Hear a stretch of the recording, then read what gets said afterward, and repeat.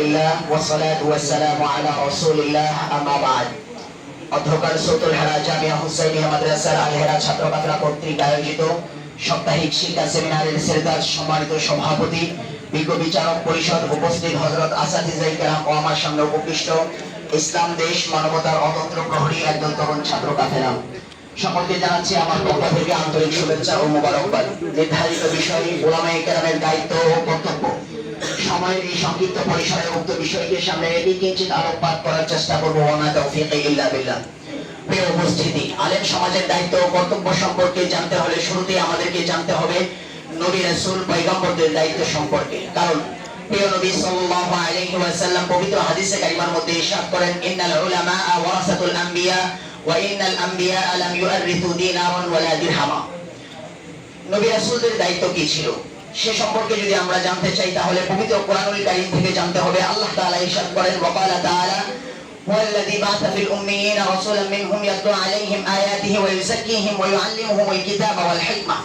এছাড়াও আল্লাহ তাআলা কোরআনুল কারীমের বিভিন্ন জায়গায় ইরশাদ করেছেন নবী রাসূল পয়গম্বরদেরকে কেন পাঠিয়েছেন, এবং আল্লাহ তাআলা পবিত্র কোরআনুল কারীমে ইরশাদ করেন কেন আল্লাহ তাআলা উলামায়ে কেরামকে কি দায়িত্ব দিয়ে আল্লাহ তাআলা উলামায়ে কেরামদেরকে পাঠিয়েছেন। এই ব্যাপারে একটি আয়াতের মধ্যে বিভিন্ন আয়াতের মধ্যে আল্লাহ তাআলা ইরশাদ করেন, তা'মুরুনা বিল মা'রুফ ওয়া তানহাউনা আনিল মুনকার। বিভিন্ন জায়গায় ইরশাদ হয়েছে ইয়া'মুরুনা বিল মা'রুফ ওয়া ইয়ানহাউনা আনিল মুনকার।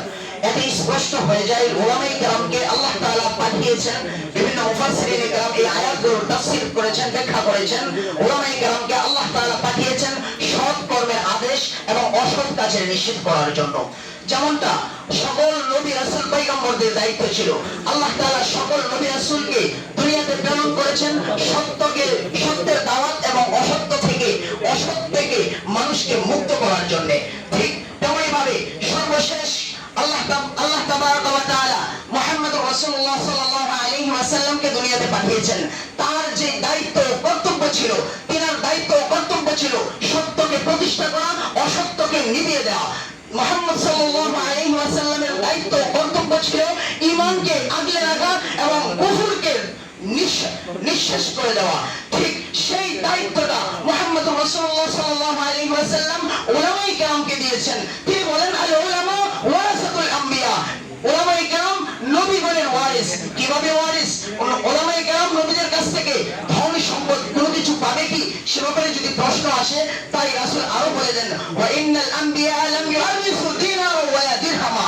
রাসূল সাল্লাল্লাহু আলাইহি ওয়াসাল্লাম থেকে দিনার বা দিরহামের দিক দিয়ে উলামায়ে কেরাম কখনোই ওয়ারিস নয়। অতএব এটি স্পষ্ট উলামায়ে কেরাম রাসূলের যে দায়িত্ব ছিল বর্তমান রাসূলের অবর্তমানে উলামায়ে কেরামের সেই দায়িত্ব এসে পড়েছে।